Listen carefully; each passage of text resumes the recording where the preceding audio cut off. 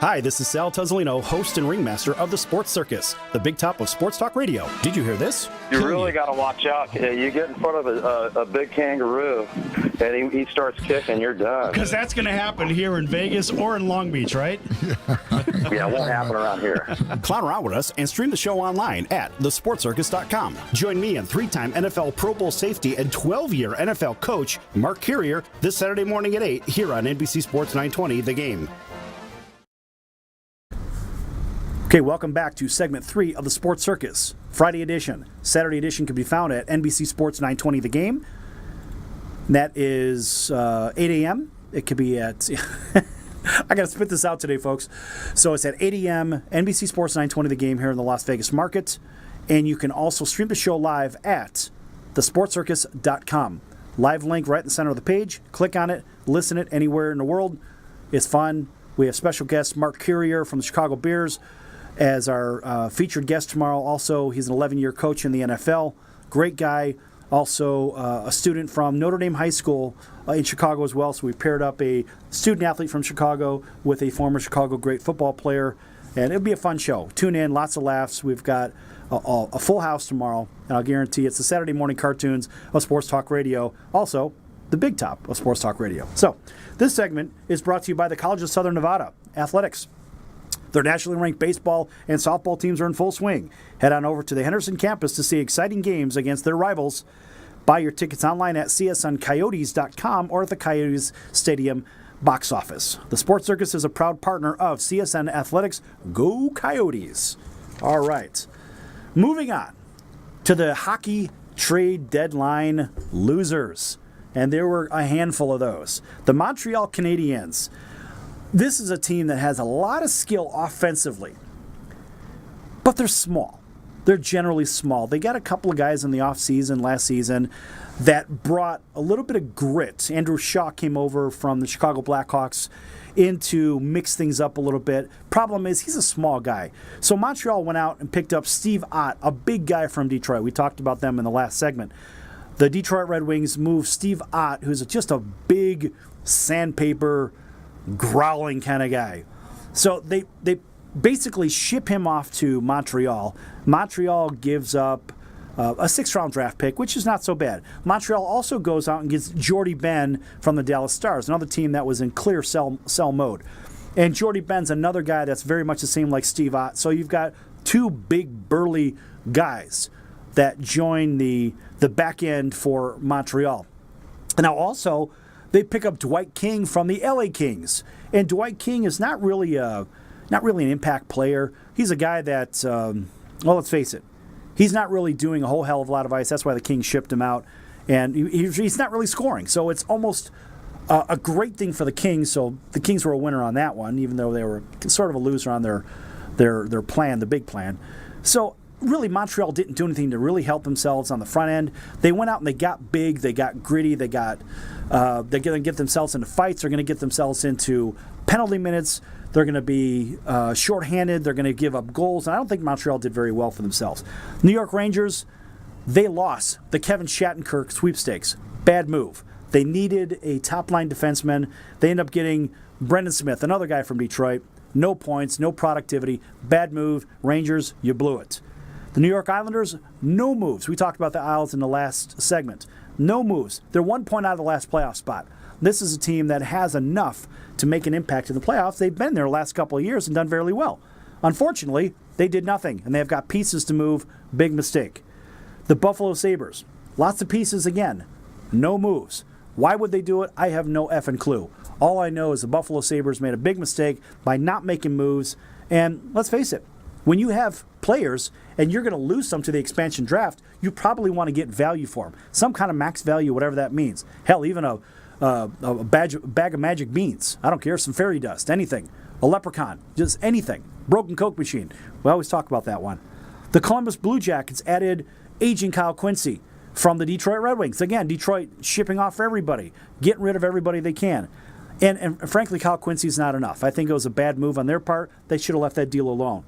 The Kings we just mentioned, yes, they got Ben Bishop. and they pick up an aging, a 40-year-old Jerome McGinley from Colorado, who's a minus, I think, 19 this season. Basically, 19 more goals have been scored against his team while he's on the ice than when he's off the ice. So not a good move for the LA Kings. I don't think they really helped themselves. And I mean, Colorado actually did good because they got rid of a player that they didn't want to pay anymore. And Ottawa, of course, they failed miserably, by getting Alex Burrows from Vancouver, Victor Stahlberg, who he's a wannabe has-been. He stinks. He's fast, but that's about it. And my favorite name in hockey they pick up from Calgary, Jyrki Jokipaka. And unfortunately, Jyrki's a young player, and he certainly hasn't had a chance to be productive yet. And he's not going to be playing in the Ottawa system anytime soon, or at least on the top lines, in my opinion. They really made some bad moves, and this brings us back to the playoff picture. We think about the teams that are going to be there from the West, just the top teams. First in the Eastern Conference. The Eastern Conference, you're going to see Washington, Pittsburgh, the New York Rangers. Those are the three teams to really watch out for. The Columbus Blue Jackets, they made an early push in December, January, and they sort of faded a little bit. They're still floundering about. They're going to be there, but the teams to watch are certainly Pittsburgh and Washington. And in the West, Minnesota has really defined themselves as being a quality club. And this is a team that's playing very, very well. The Blackhawks, of course, are peaking right now. They've won 10 out of their last 11, and they are just rolling. They're ready to come back and win their fourth cup in 8 years. It's nuts. It seems like every other year they win a cup, in recent times.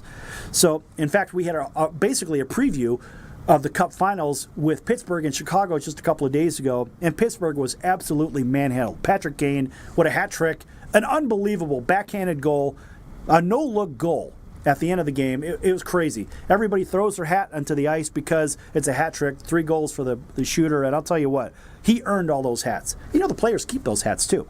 I don't know if they wear them, but, they keep them. It's kind of cool. So they get the pucks and they keep the hats and etc. So basically the stronger got strong, or the strong got stronger. And the weak got weaker at the trade deadline. And what does that really amount to? That amounts to 4 teams that are probably going to find themselves in the middle of the Stanley Cup final race, being Minnesota, Chicago in the West, Washington, Pittsburgh in the East. And 2 of those teams are going to battle it out for the Cup. And the expansion draft, I think the Golden Knights from Las Vegas, I think they could have made some moves. I think they did make some moves. I don't know what those moves look like.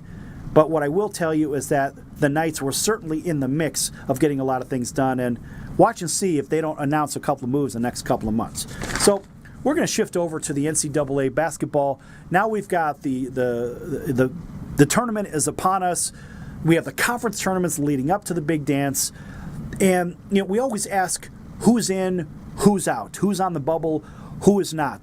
The one thing we do know is that there's really 4 teams that are on the bubble right now that may not make the tournament. And those teams, in my opinion, are Seton Hall, USC, Wake Forest, and the University of Illinois.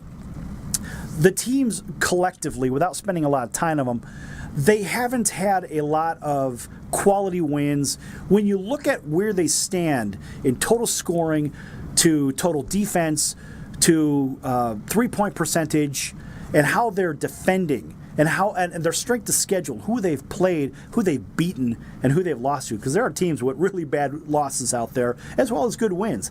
But these teams have their share of bad losses. And I think if any of these teams could get into the tournament, you might see Wake Forest only because they play in the toughest conference in all of the NCAA basketball, which is the ACC. Go Duke. So I think they stand a chance. Illinois, you're certainly out. USC, you play in a good conference in the Pac-12, but you've got that conference dominated by Arizona and UCLA, which one of the best teams in the country, and they're also dominated with the play of Oregon. But Oregon is another question. We'll get into that in a bit. So Seton Hall in the Big East, they face off against Butler, a very dangerous team, and Villanova. They haven't fared very well against those teams. And Seton Hall, you're out. But I'll tell you what, who's in? Who we're probably going to see conference by conference. And real quick, we're going to cover the ACC. 10 teams. Expect 10 teams in the ACC. Carolina, Louisville, Duke, Florida State, Notre Dame, Virginia, Miami, Virginia Tech, Syracuse, and I think Wake's going to sneak in there. That would be 10 teams from the ACC. Is that too much? I don't think it's too much. I think it is a great conference, getting great teams in. And we'll finish up the NCAA segment on the Sports Circus in just a moment.